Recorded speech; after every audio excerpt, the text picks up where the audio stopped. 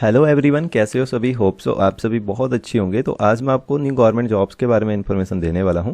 आज की जो पोस्टें हैं वो all India institute of medical sciences Raipur Chhattisgarh के द्वारा निकाली गई हैं और इन पोस्टों के लिए ऑल इंडिया के मेल और फीमेल कैंडिडेट्स अप्लाई जो हैं वो कर सकते हैं। कितनी जॉब वैकेंसी है, क्या एजुकेशन क्वालिफिकेशन और आप किस तरह से इन पोस्ट के लिए अप्लाई करेंगे, तो आज की इस वीडियो में आपको पूरी जानकारी देने वाला हूं। और यहाँ पे इन्होंने 300 प्लस वैकेंसी जो है वो अवेलेबल करवाई है डिफरेंट एजुकेशन क्वालिफिकेशन के बिहाफ पे। तो वीडियो को ज़्यादा डिले ना करते हुए दोस्तों यहाँ पे वीडियो को शुरू करते हैं। और सबसे पहले यहाँ पे मैं आपको बता दूं तो ये जो पोस्टें हैं ये नॉन फैकल्टी पोस्टें होने वाली हैं और डायरेक्ट रिक्रूटमेंट बेसिस पे यहाँ पे एम्स रायपुर के द्वारा ये पोस्टें जो हैं वो निकाली गई हैं। और इसके साथ यहाँ पे पोस्ट नेम के बारे में बात करें तो डिफरेंट पोस्टें निकाली हैं और उनके लिए इन्होंने वैकेंसीज़ के बारे में भी इन्फॉर्मेशन दी है। और आप यहाँ से ये भी पता लगा सकते हैं कि कौन सी कैटेगरी में कितनी पोस्टें जो हैं वो यहाँ पे इन्होंने अवेलेबल करवाई हैं। तो फर्स्ट पोस्ट के बारे में बात करें तो ट्यूटर क्लिनिकल इंस्ट्रक्टर की पोस्ट है और यहाँ पे पे स्केल भी आपको देखने को मिल जाएगा। और इसके साथ साथ कौन से ग्रुप में ये जो पोस्टें हैं वो निकाली गई हैं, तो ये ग्रुप ए में होने वाली है। और लेवल 10 के भी यहाँ पे जो पे स्केल है वो होने वाला है। और अनरिजर्व्ड में 6 वैकेंसी है, ओबीसी के लिए 3 है, एससी में 1 है, एसटी में 1 है और ईडब्ल्यूएस में 1 है। टोटली यहाँ पे 12 पोस्टें जो हैं वो अवेलेबल करवाई हैं। और इसके साथ साथ 1 पोस्ट यहाँ पे इंक्लूड होने वाली है पीडब्ल्यूडी कैटेगरी वालों के लिए। तो इस तरह से आप पोस्टों के बारे में पूरी जानकारी ले सकते हैं। और सेकंड पोस्ट यहाँ पे सीनियर नर्सिंग ऑफिसर की है, इसके लिए 126 वैकेंसी जो है वो अवेलेबल करवाई है। थर्ड सीनियर हिंदी ऑफिसर की है जिसमें 1 वैकेंसी है। डाइटिशियन के लिए 10 वैकेंसी है। लाइब्रेरियन ग्रेड 3 के लिए यहाँ पे इन्होंने 4 वैकेंसी अवेलेबल करवाई है। ऑक्यूपेशनल थेरेपिस्ट के लिए 2 वैकेंसी है। स्टोर कीपर में यहाँ पे 8 वैकेंसी है। टेक्निकल ऑफिसर में यहाँ पे 3 वैकेंसी है। फार्मासिस्ट ग्रेड 2 के लिए 27 वैकेंसी है। जूनियर मेडिकल रिकॉर्ड ऑफिसर के लिए 5 वैकेंसी है। जूनियर्स के स्टेनोग्राफर हिंदी के लिए यहाँ पे 1 वैकेंसी है। जूनियर्स के स्टेनो में हिंदी में 1 वैकेंसी है। और डिस्पेंसिंग अटेंडेंट्स के लिए 4 वैकेंसी है। इलेक्ट्रीशियन में यहाँ पे 6 वैकेंसी है। और डाइसेक्शन हॉल अटेंडेंट्स के लिए 8 वैकेंसी है। मैकेनिक के लिए यहाँ पे 6 वैकेंसी है। और स्टोर कीपर कम क्लर्क में यहाँ पे इन्होंने 85 वैकेंसी अवेलेबल करवाई है। और बायरमैन के लिए 20 वैकेंसी है। और हॉस्पिटल अटेंडेंट के लिए ग्रेड 3 में यहाँ पे 30 वैकेंसी अवेलेबल करवाई है। टोटल नंबर ऑफ वैकेंसी के बारे में बात करूँ तो 358 टोटल यहाँ पे वैकेंसी होने वाली है, जो कि डिफरेंट कैटेगरीज के भी यहाँ पे निकाली गई हैं। होप सो आपको यहाँ पे जानकारी जो है वो देखने को मिल गई होगी। और इसके आगे हम बात करते हैं आगे का जो एलिजिबिलिटी क्राइटेरिया है उसके बारे में। तो इन पोस्टों की जो स्टार्टिंग डेट है वो 20 जून से शुरू हो चुकी है और लास्ट डेट जो है वो 19 जुलाई होने वाली है। आप जल्दी से जल्दी इन पोस्टों के लिए अप्लाई कर सकते हैं। और क्या एजुकेशन क्वालिफिकेशन है उसके बारे में भी हम आगे जो है वो बात करने वाले हैं।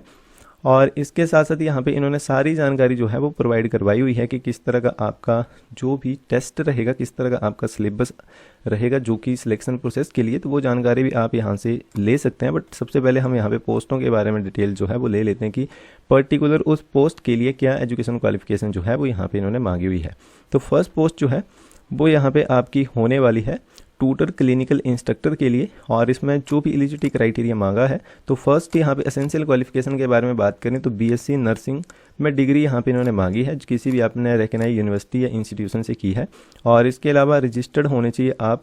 और भी क्राइटेरिया बताया है इन्होंने, डिप्लोमा अगर आपने लिया हुआ है nurse and midwife with sister tutors का तो भी आप यहाँ पे अप्लाई कर सकते हैं। या 3 ईयर का एक्सपीरियंस है आपका इन टीचिंग इंस्टीट्यूशन में तो भी आप यहाँ पे ट्यूटर क्लिनिकल इंस्ट्रक्टर के लिए अप्लाई कर सकते हैं। डिफरेंट टाइप्स की इन्होंने एजुकेशन क्वालिफिकेशन मांगी। और डिजायरेबल क्वालिफिकेशन एंड एक्सपीरियंस के बारे में भी यहाँ पे इन्होंने बात उठाई है, जिसमें मास्टर डिग्री इन नर्सिंग में आपने की है किसी भी रिकॉग्नाइज्ड यूनिवर्सिटी से या इंस्टीट्यूशन से तो भी आप अप्लाई कर सकते हैं। और कैंडिडेट जो रहेगा वो रजिस्टर्ड होना चाहिए नर्स या मिडवाइफ इन स्टेट नर्सिंग काउंसिल में। और 3rd ईयर का एक्सपीरियंस है आपके पास इन टीचिंग इंस्टीट्यूशन में। आफ्टर कोई भी आपने मास्टर डिग्री ली हुई है तो देन आप यहाँ पे अप्लाई कर सकते हैं। या आपने पीएचडी की है या एमफिल की है इंडिपेंडेंट तो भी आप यहाँ पे अप्लाई कर सकते हैं। डिफरेंट एजुकेशन क्वालिफिकेशन जो है वो यहाँ पे मांगी गई है। और एज लिमिट के बारे में बात करें तो 35 ईयर से ज़्यादा एज लिमिट जो है वो नहीं होनी चाहिए। सेकंड पोस्ट के बारे में बात करें तो ये सीनियर नर्सिंग ऑफिसर की है। और इसके लिए यहाँ पे एसेंशियल क्वालिफिकेशन जो है वो बीएससी नर्सिंग में की होनी चाहिए। 4 इयर्स का जो कोर्स कंप्लीट किया होना चाहिए। और किसी भी आपने इंडियन नर्सिंग काउंसिल से किया होना चाहिए, जो कि रिकॉग्नाइज कि कोई भी हो, जो इंस्टीट्यूट हो या यूनिवर्सिटी हो, बट वो इंडियन नर्सिंग काउंसिल से रिकॉग्नाइज किया होना चाहिए। और बीएससी नर्सिंग मांगी है 4 इयर्स की। और इसके साथ साथ यहाँ पे इन्होंने और भी एजुकेशन क्वालिफिकेशन के बारे में बताया कि अगर आपने बीएससी की है पोस्ट सर्टिफिकेट में, या आपने यहाँ पे बीएससी नर्सिंग की है पोस्ट बेसिक में किसी भी यहाँ पे इंडियन नर्सिंग काउंसिल से जो कि रिकग्नाइज है इंस्टीट्यूट से या किसी भी यूनिवर्सिटी से, तो देन आप अप्लाई कर सकते हैं। और यहाँ पे कैंडिडेट जो है वो रजिस्टर्ड होना चाहिए nurses and midwife in state या इंडियन नर्सिंग किसी भी काउंसिल में। और एक्सपीरियंस के बारे में भी यहाँ पे इन्होंने बताया है कि 3 ईयर का एक्सपीरियंस आपके पास होना चाहिए स्टाफ नर्स का ग्रेड 2 में आफ्टर बीएससी नर्सिंग के बाद आपने किया है, या बीएससी पोस्ट सर्टिफिकेट या बीएससी नर्सिंग पोस्ट बेसिक के बाद आपने किया है, तो मिनिमम 200 बेडेड हॉस्पिटल या हेल्थ केयर इंस्टीट्यूट का है तो भी आप यहाँ पे अप्लाई कर सकते हैं। अगर यहाँ पे मेनली बात यह है कि आपके पास एक्सपीरियंस होना चाहिए किसी भी आपने हॉस्पिटल से या कोई भी हेल्थ केयर इंस्टीट्यूट है वहाँ से लिया है, बट 200 बेड उसमें होने चाहिए, क्योंकि छोटा मोटा कोई भी हॉस्पिटल हो या इंस्टीट्यूट हो तो वहाँ से नहीं चलेगा। तो काफ़ी बड़ा हॉस्पिटल या जो भी हेल्थ केयर है वो होना चाहिए, और वहीं से आपके पास एक्सपीरियंस जो है वो लिया होना चाहिए स्टाफ नर्स ग्रेड 2 में। और इसके अलावा एज लिमिट के बारे में बात करें तो 21 से लेके 35 ईयर्स के बीच आपकी एज लिमिट जो है वो यहाँ पे मांगी गई है। थर्ड पोस्ट के बारे में बात करें तो ये सीनियर हिंदी ऑफिसर की है, और इसमें एसेंशियल क्वालिफिकेशन जो है वो मास्टर डिग्री मांगी है, आपने किसी भी रिकग्नाइज्ड यूनिवर्सिटी से की है in Hindi with English as a compulsory, जो आपके सब्जेक्ट है वो होने चाहिए। और इसके अलावा जो भी यहाँ पे मीडियम मांगा है एग्जामिनेशन का एट द डिग्री लेवल का होना चाहिए। अगर आपने इस तरह की एजुकेशन क्वालिफिकेशन नहीं की है तो देन आपने मास्टर डिग्री की है इंग्लिश विद हिंदी में, और कंपलसरी और इलेक्टिव जो भी सब्जेक्ट है आपके मीडियम ऑफ एग्जामिनेशन जो कि डिग्री लेवल का होना चाहिए। डिफरेंट जो एजुकेशन क्वालिफिकेशन है यहाँ पे इन्होंने बताई है। अगर आपकी यहाँ पे कोई भी एजुकेशन क्वालिफिकेशन मैच करती है तो देन आप जरूर अप्लाई करें, बट इसके साथ साथ यहाँ पे इन्होंने डिप्लोमा भी मांगा है, रिकग्नाइज्ड डिप्लोमा या सर्टिफिकेट कोर्स जो है यहाँ पे translation from Hindi to English and vice versa, और 2 ईयर एक्सपीरियंस जो है वो यहाँ पे ट्रांसलेशन वर्क का किया होना चाहिए। होप सो आपको पता होगा ये भी एक तरह का एक्सपीरियंस है जो कि आपके पास इंपॉर्टेंट है अगर आप सीनियर हिंदी ऑफिसर की पोस्टों के लिए अप्लाई करते हैं। और एज लिमिट यहाँ पे इन्होंने नहीं बताई है कि कितनी एज लिमिट जो है वो होनी चाहिए, मिनिमम आप मान लो यहाँ पे 18 से लेके 45 ईयर्स के बीच में।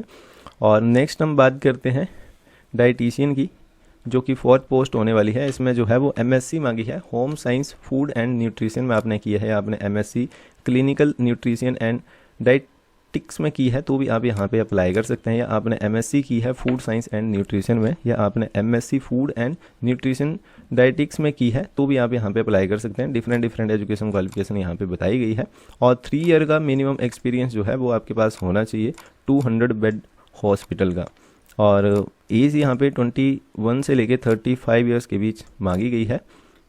और इसके अलावा नेक्स्ट पोस्ट के बारे में बात करें तो वो लाइब्रेरियन ग्रेड 3 की है, जिसमें एसेंशियल क्वालिफिकेशन जो है वो बैचलर डिग्री यहाँ पे मांगी है इन लाइब्रेरी साइंस में आपने की है, या लाइब्रेरी एंड इंफॉर्मेशन सर्विस में की है किसी भी रिकग्नाइज्ड यूनिवर्सिटी इंस्टीट्यूट से तो आप अप्लाई कर सकते हैं, या आपने बीएससी डिग्री की है। और इसके साथ साथ यहाँ पे इन्होंने बैचलर डिग्री के बारे में बताया है, या आपने पोस्ट ग्रेजुएट डिप्लोमा लिया हुआ है किसी भी इक्विवेलेंट इन लाइब्रेरी साइंस से जो कि रिकग्नाइज होनी चाहिए यूनिवर्सिटी और इंस्टीट्यूट से, तो देन आप यहाँ पे अप्लाई कर सकते हैं। और इसके साथ साथ यहाँ पे इन्होंने 2 ईयर का प्रोफेशनल एक्सपीरियंस भी मांगा है इन लाइब्रेरी में, किसी भी आपने सेंट्रल या स्टेट या जो भी ऑर्गेनाइजेशन रहती है चाहे वो प्राइवेट हो बट वो रिकग्नाइज होनी चाहिए। जो भी एजुकेशनल इंस्टीट्यूट है वो यहाँ पे सेंट्रल या स्टेट से रिकग्नाइज होना चाहिए, जो भी आपने प्राइवेट से लिया हुआ है कोई भी आपने प्रोफेशनल एक्सपीरियंस तो देन वो रिकग्नाइज होना चाहिए सेंट्रल या स्टेट ऑफ गवर्नमेंट से। और इसके अलावा डिप्लोमा इन कंप्यूटर एप्लीकेशन में भी यहाँ पे इन्होंने मांगा है किसी भी यूनिवर्सिटी या इंस्टीट्यूट का। और एज लिमिट के बारे में बात करें तो 21 से लेकर 30 ईयर्स के बीच एज लिमिट जो है वो यहाँ पे मांगी है। और 6 पोस्ट के बारे में बात करें तो ये ऑक्यूपेशनल थेरेपिस्ट की पोस्ट है, इसमें 10th-12th जो है वो साइंस में की होनी चाहिए, फिजिक्स केमिस्ट्री एंड बायोलॉजी यहाँ पे सब्जेक्ट बताए गए हैं। और बैचलर डिग्री यहाँ पे मांगी है इन ऑक्यूपेशनल थेरेपी में, तभी आप अप्लाई कर सकते हैं किसी भी रिकग्नाइज्ड इंस्टीट्यूट से या यूनिवर्सिटी से। और 2 ईयर का एक्सपीरियंस भी आपके पास होना चाहिए। और इसके साथ जो भी कैंडिडेट है वो रजिस्टर्ड होना चाहिए ऑक्यूपेशनल थेरेपी काउंसिल के साथ। और एज लिमिट 21 से लेकर 30 ईयर्स के बीच यहाँ पे मांगी गई है। नेक्स्ट पोस्ट स्टोर कीपर की होने वाली है, इसके लिए एसेंशियल क्वालिफिकेशन यहाँ पे डिग्री मांगी गई है, किसी भी स्ट्रीम में आपने डिग्री की है तो देन आप यहाँ पे अप्लाई कर सकते हैं, या आपने पोस्ट ग्रेजुएट डिग्री की है या डिप्लोमा किया है इन मटेरियल मैनेजमेंट में फ्रॉम किसी भी रिकग्नाइज्ड यूनिवर्सिटी या इंस्टीट्यूशन से तो देन आप अप्लाई कर सकते हैं। और इसके अलावा इन्होंने और भी एजुकेशन क्वालिफिकेशन मांगी है जिसमें बैचलर डिग्री आपने की है इन मटेरियल मैनेजमेंट में तो भी आप अप्लाई कर सकते हैं, बट इसके साथ साथ 3 ईयर का एक्सपीरियंस आपके पास होना चाहिए इन स्टोर हैंडलिंग का। किसी भी मेडिकल स्टोर में या कोई और भी यहाँ पे प्राइवेट बॉडी कोई हो सकती है, तो देन आप ज़रूर अप्लाई कर सकते हैं। और 18 से लेके 35 ईयर्स के बीच आपकी एज लिमिट का क्राइटेरिया जो है वो होने वाला है। नेक्स्ट पोस्ट यहाँ पे टेक्निकल ऑफिसर की है, जो कि डेंटल में या डेंटल टेक्नीशियन में। इसके लिए 12th पास की होनी चाहिए साइंस में किसी भी रिकग्नाइज यूनिवर्सिटी या बोर्ड से, और डिप्लोमा यहाँ पे मांगा गया है मिनिमम 2 ईयर्स का किसी भी रिकग्नाइज इंस्टीट्यूशन से जो कि डेंटल हाइजीन का या डेंटल मैकेनिक का, या इसके अलावा और भी क्राइटेरिया यहाँ पे इन्होंने बताया है। तो देन आप अप्लाई कर सकते हैं, और जो भी कैंडिडेट रहेगा वो रजिस्टर्ड होना चाहिए डेंटल हाइजीनिस्ट या dental mechanic with the dental council of India के साथ। और एज लिमिट यहाँ पे 21 से लेकर 30 ईयर्स के बीच बताई गई है। और नेक्स्ट पोस्ट के बारे में बात करें तो ये बहुत इंपॉर्टेंट पोस्ट है, जिसके लिए बहुत सारे कैंडिडेट जो हैं वो क्वेरीज डालते रहते हैं, जो कि पोस्ट होने वाली है फार्मासिस्ट ग्रेड 2 की। और इसमें डिप्लोमा होना चाहिए आपका फार्मेसी के रिलेटेड किसी भी रिकग्नाइज्ड यूनिवर्सिटी या इंस्टीट्यूशन से, और जो भी कैंडिडेट है वो रजिस्टर्ड होना चाहिए फार्मासिस्ट अंडर फार्मेसी एक्ट जो 1948 का है। तो उस भी यहाँ पे आप इन पोस्ट के लिए अप्लाई कर सकते हैं। और आपके पास यहाँ पे डिज़ायरेबल एजुकेशन में एक्सपीरियंस मांगा गया है इन मैन्युफैक्चरर या स्टोर में या टेस्टिंग में किसी भी यहाँ पे रिप्यूटेड हॉस्पिटल और इंडस्ट्री का। और एज लिमिट जो है वो 21 से लेकर 27 ईयर्स के बीच होनी चाहिए, तभी आप इन पोस्ट के लिए अप्लाई कर सकते हैं। Next post junior medical record officer, receptionist भी इसको हम कह सकते हैं। और इसके लिए एसेंशियल एजुकेशन क्वालिफिकेशन जो है यहाँ पे इन्होंने मांगी है, जिसमें इन्होंने जूनियर मेडिकल रिकॉर्ड ऑफिसर के लिए पोस्टें यहाँ पे निकाली हैं, और उनके लिए एजुकेशन क्वालिफिकेशन डिफरेंट मांगी है। और जो भी रिसेप्शनिस्ट रहेगा उसके लिए भी यहाँ पे इन्होंने पोस्टें अलग निकाली हैं, और उनके लिए एजुकेशन क्वालिफिकेशन जो है वो अलग मांगी है। तो सबसे पहले हम जूनियर मेडिकल रिकॉर्ड ऑफिसर के बारे में जान लेते हैं। इसमें BSc मेडिकल रिकॉर्ड्स में आपने की है तो देन आप अप्लाई कर सकते हैं, या इसके साथ अगर आप 12th पास है, साइंस स्ट्रीम में आपने 12th की है किसी भी रिकग्नाइज्ड बोर्ड या यूनिवर्सिटी के साथ, और इसके साथ साथ एटलीस्ट 6 मंथ का आपके पास डिप्लोमा या सर्टिफिकेट है, यहाँ पे इन्होंने मेडिकल रिकॉर्ड के बारे में बताया है, तो भी आप यहाँ पे अप्लाई कर सकते हैं। और इसके साथ साथ यहाँ पे 2 ईयर का एक्सपीरियंस अगर आपके पास यहाँ पे है मेडिकल रिकॉर्ड के रिलेटेड किसी भी हॉस्पिटल सेटअप में, तो देन आप यहाँ पे ज़रूर अप्लाई करें इन पोस्टों के लिए। डिफरेंट यहाँ पे एजुकेशन क्वालिफिकेशन बताई गई है। और इसके साथ यहाँ पे इन्होंने एबिलिटी यहाँ पे बताई है, जो कि यूज़ कंप्यूटर्स के रिलेटेड होनी चाहिए। Hands on experience in office application and spreadsheet and presentation क्या होती है। टाइपिंग स्पीड आपकी यहाँ पे मांगी है 35 वर्ड्स पर मिनट इन इंग्लिश में और 30 वर्ड्स पर मिनट हिंदी में। तो टाइपिंग स्पीड भी आपके लिए कंपलसरी है। बट यहाँ पे इन्होंने किसी भी तरह का डिप्लोमा या कोई भी सर्टिफिकेट नहीं मांगा है कंप्यूटर के रिलेटेड। कंप्यूटर के रिलेटेड सिर्फ आपकी एबिलिटी होनी चाहिए, जिसमें आपकी टाइपिंग स्पीड अच्छी हो, आपको नॉलेज हो एप्लीकेशन ऑफिस एप्लीकेशन के रिलेटेड, स्प्रेडशीट क्या होती है, प्रेजेंटेशन किस तरह से बनाई जाती है, तो देन उस तरह का जो एक्सपीरियंस है वो मांगा गया है। और रिसेप्शनिस्ट के बारे में बात करें तो इसके लिए डिग्री इन मास कम्युनिकेशन में आपने की है, या हॉस्पिटल एडमिनिस्ट्रेशन में की है, या हॉस्पिटैलिटी मैनेजमेंट में की है किसी भी रिकग्नाइज्ड यूनिवर्सिटी या इंस्टीट्यूट से, तो देन आप यहाँ पे रिसेप्शनिस्ट की पोस्ट के लिए अप्लाई कर सकते हैं। बट इसके साथ यहाँ पे इसमें भी इन्होंने सेम ही एबिलिटी मांगी है जैसे कि कंप्यूटर के रिलेटेड, बट यहाँ पे इन्होंने टाइपिंग स्पीड के बारे में कोई भी क्राइटेरिया नहीं बताया है। सिर्फ आपके पास बेसिक नॉलेज जो है वो कंप्यूटर का होना चाहिए। और एज लिमिट 21 से लेकर 35 ईयर्स के बीच मांगी गई है। और नेक्स्ट पोस्ट यहाँ पे होने वाली है जूनियर के स्टेनो की, जो कि हिंदी के लिए, और इसके लिए एसेंशियल क्वालिफिकेशन 12th पास मांगा गया है किसी भी रिकग्नाइज्ड बोर्ड या यूनिवर्सिटी से आपने 12th की है। और स्किल टेस्ट यहाँ पे बताया गया है कि हिंदी शॉर्ट हैंड आपकी जो स्पीड है वो 64 वर्ड्स पर मिनट होनी चाहिए, और ट्रांसक्रिप्शन जो आपकी रहेगी यहाँ पे स्पीड जो है वो 11 वर्ड्स पर मिनट यहाँ पे बताई गई है। और मिस्टेक जो है वो आपकी शुड नॉट एक्सीड 8%। तो यहाँ पे आपको पता लग गया कि यहाँ पे हिंदी शॉर्ट हैंड जो टाइपिंग स्पीड है वो मांगी गई है, और इसमें जो आप मिस्टेक है वो 8% तक ही कर सकते हैं। और डिज़ायरेबल क्वालिफिकेशन के बारे में बात करें तो यहाँ पे एक्सीलेंट जो है कमांड आपकी होनी चाहिए ओवर हिंदी में, जो कि रिटन एंड स्पोकन में। और इसके साथ यहाँ पे ये जो पोस्ट है आपको पता लग गया होगा कि जूनियर स्केल स्टेनो की है, जो कि हिंदी के लिए होने वाली है। तो हिंदी में आपके पास जो टाइपिंग स्पीड है और इसके अलावा जो आपकी एक्सीलेंट कमांड जो है वो हिंदी में बहुत ज़्यादा यहाँ पे मांगी गई है। और एज लिमिट यहाँ पे 21 से लेके 30 ईयर्स के बीच होनी चाहिए। और नेक्स्ट पोस्ट के बारे में बात करें तो ये डिस्पेंसिंग अटेंडेंट्स की है। इसके लिए एसेंशियल क्वालिफिकेशन जो है वो डिप्लोमा इन फार्मेसी में आपने किया हुआ है किसी भी रिकग्नाइज्ड यूनिवर्सिटी या इंस्टीट्यूशन से, तो देन आप यहाँ पे अप्लाई कर सकते हैं। और इसके अलावा जो भी कैंडिडेट रहेगा वो रजिस्टर्ड होना चाहिए फार्मासिस्ट अंडर फार्मेसी एक्ट 1948 में। और एज यहाँ पे मांगी गई है 21 से लेके 27 ईयर्स के बीच में। और नेक्स्ट पोस्ट यहाँ पे डिसेक्शन हॉल अटेंडेंस की होने वाली है, डाइसेक्शन हॉल अटेंडेंस की। और एसेंशियल क्वालिफिकेशन के बारे में बात करें तो 12th यहाँ पे कंप्लीट होनी चाहिए आपकी, और 1 ईयर का एक्सपीरियंस होना चाहिए आपका यहाँ पे कंसर्न्ड डिपार्टमेंट में। और जो भी यहाँ पे हॉल अटेंडेंट जो डिपार्टमेंट है उसके रिलेटेड आपके पास जो भी 1 ईयर का एक्सपीरियंस है वो मांगा गया है। और अगर आप 10th पास है तो 3 ईयर का एक्सपीरियंस यहाँ पे इन्होंने मांगा है। और एज लिमिट 21 से लेकर 30 ईयर्स के बीच मांगी गई है। नेक्स्ट पोस्ट यहाँ पे इलेक्ट्रीशियन की है, और इसके लिए एसेंशियल क्वालिफिकेशन 10th पास की होनी चाहिए। ITI का डिप्लोमा आपके पास होना चाहिए इलेक्ट्रीशियन ट्रेड में, और electrical supervisory certificate of competency यहाँ पे मांगा है आपसे। और प्रैक्टिकल एक्सपीरियंस भी आपके पास होना चाहिए 5 ईयर्स का in maintenance of different types of HT and LT electrical installation including UG cable systems. तो इसके रिलेटेड आपके पास जो भी नॉलेज है प्रैक्टिकल या एक्सपीरियंस जो है वो आपके पास होना चाहिए 5 ईयर्स का, तभी आप यहाँ पे इन पोस्ट के लिए अप्लाई कर सकते हैं। इलेक्ट्रीशियन की पोस्ट है यहाँ पे निकाली गई है, और एज लिमिट जो है वो 35 ईयर्स से ज़्यादा नहीं होनी चाहिए। और नेक्स्ट पोस्ट जो है वो मैकेनिक की होने वाली है।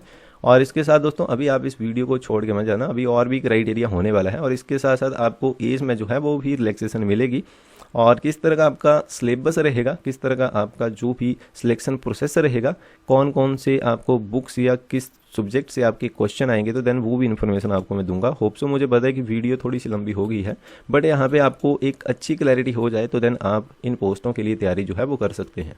तो नेक्स्ट पोस्ट जो है वो मैकेनिक की है, और इसके लिए एसेंशियल क्वालिफिकेशन 10th पास मांगा है, और ITI आपने की है, डिप्लोमा आपने किया है, और उसका सर्टिफिकेट है आपके पास रेफ्रिजरेशन में या एयर कंडीशनिंग में, तो भी आप यहाँ पे अप्लाई कर सकते हैं। किसी भी आपने रिकग्नाइज इंस्टीट्यूट से या पॉलिटेक्निक से आपने किया है मिनिमम 12 मंथ का, तो देन आप यहाँ पे अप्लाई कर सकते हैं। बट इसके साथ यहाँ पे 2 ईयर का एक्सपीरियंस भी इन्होंने मांगा है in installation and maintenance of refrigeration and air conditioning system.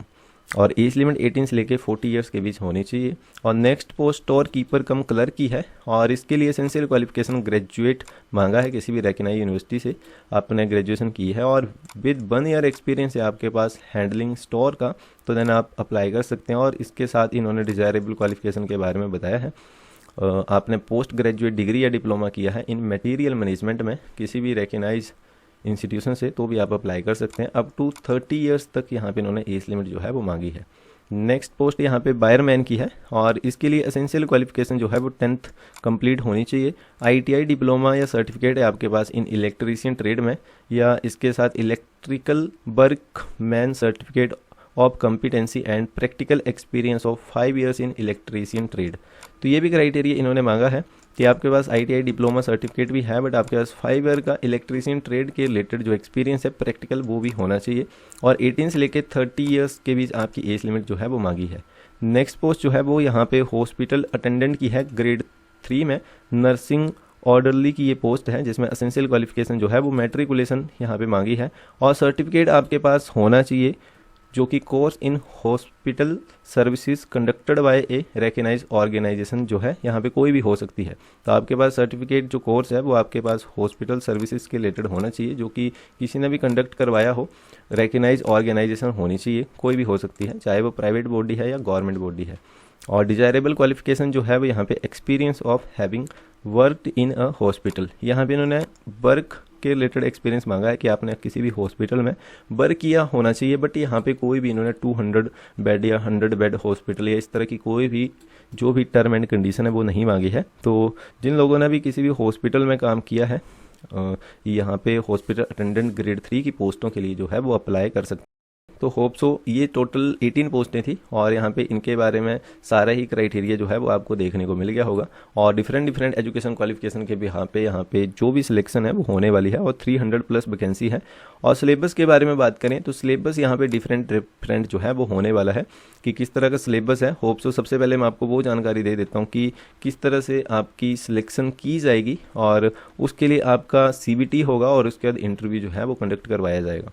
और CBT किस तरह का होने वाला है, उसमें किस तरह के क्वेश्चन आएंगे, तो वो भी मैं आपको बता दूंगा। बट उससे पहले थोड़ा सा हम एप्लीकेशन का जो फ़ी का स्ट्रक्चर है वो जान लेते हैं। जनरल OBC EWS के लिए यहाँ पे एप्लीकेशन फ़ी जो है वो 1000 यहाँ पे लगने वाली है, और इसके साथ SC ST PWD female ex serviceman के लिए 100 रुपीज़ यहाँ पे एप्लीकेशन फ़ी जो है वो बताई गई है। और डॉक्यूमेंट कौन कौन से आपके लिए इंपॉर्टेंट होंगे जब भी आप ऑनलाइन अप्लाई करेंगे, तो उनके बारे में भी हम जानेंगे। यहाँ पे इन्होंने सारे ही क्राइटेरिया जो है वो बताया है। बट सबसे पहले हम ये जान लेते हैं कि इनके लिए किस तरह का जो भी सेंटर का प्रोसीजर रहेगा, सीबीटी जो यहाँ पे करवाया जाएगा, तो कौन कौन से सेंटर होंगे। बट उससे पहले थोड़ा सा हम ये भी जान लेते हैं कि एज में आपको रिलैक्सेशन जो है वो दी जाएगी। और यहाँ पे एज रिलैक्सेशन आपको पता होगा कि गवर्नमेंट रूल रेगुलेशन जो होते हैं उसी तरह से आपको एज में रिलैक्सेशन जो है वो दी जाएगी। तो जो भी कैंडिडेट हैं जिनको लगता है कि एज क्राइटेरिया यहाँ पे कुछ ज़्यादा मांगा गया है, तो आप यहाँ पे एज का जो रिलैक्सेशन है वो भी आपको दिया गया है डिफरेंट कैटेगरीज के बिहार पे। और जो भी सेंटर रहेंगे जहाँ पे भी सीबीटी जो है वो कंडक्ट करवाया जाएगा, तो कौन कौन से सेंटर या सिटी रहेंगे, तो न्यू दिल्ली का रहेगा, मुंबई का रहेगा, कोलकाता का रहेगा, हैदराबाद का रहेगा, जम्मू का रहेगा, बेंगलुरु का, लखनऊ, जयपुर, पटना, गुवाहाटी, चंडीगढ़, रायपुर। तो इनमें से कहीं भी आपका जो सेंटर है सीबीटी का वो हो सकता है। और इसके अलावा यहाँ पे अब हम बात करते हैं सिलेबस के बारे में कि किस तरह का सिलेबस जो है वो यहाँ पे आएगा आपको पोस्टों के लिए। तो डिफरेंट पोस्टों के लिए जो सिलेबस है यहाँ पे मांगा गया है, क्योंकि आपको मैंने पहले बताया कि ग्रुप ए में अलग अलग पोस्टें हैं, ग्रुप बी में जो है और सी में अलग अलग पोस्टें हैं, तो उस भी यहाँ पे इन्होंने सिलेबस के बारे में बताया है। तो सीबीटी आपका कंडक्ट करवाया जाएगा, जिसको हम कंप्यूटर बेस्ड टेस्ट भी कहते हैं, और डिफरेंट पोस्टों के भी यहाँ पे करवाया जाएगा, जिसमें जो भी सिलेबस है, जैसे आप यहाँ पे चेकआउट कर सकते हैं कि टोटल जो रहेंगे क्वेश्चन 100 आएंगे और 100 ही मार्क्स के रहेंगे और आपको 90 मिनट्स यहाँ पे दिए जाएंगे। पार्ट 1 जो रहेगा आपका 25 मार्क्स इसके आएंगे और 75 मार्क्स जो हैं वो यहाँ से इस सिलेबस के क्राइटेरिया के बारे में बताया गया है कि जो आपका रहने वाला है। और ये जो पोस्टें हैं यहाँ पे बताई गई हैं कि जूनियर्स के स्टेनो हिंदी के लिए, और इसके अलावा हॉल अटेंडेंट्स के लिए, स्टोर कीपर कम क्लर्क के लिए, और इसके अलावा हॉस्पिटल अटेंडेंट ग्रेड 3 के लिए। इन पोस्टों के लिए इस तरह का जो सिलेबस है सीबीटी में वो आने वाला है और इस तरह का उनका एग्ज़ाम पैटर्न जो है वो कंडक्ट करवाया जाएगा। और इनके लिए क्वालिफाइंग मार्क्स जो है अनरिजर्व्ड में 35% होने चाहिए, ओबीसी एनसीएल ईडब्ल्यूएस में 30% और SC ST PWD ex serviceman के लिए 25 मार्क्स यहाँ पे बताए गए हैं।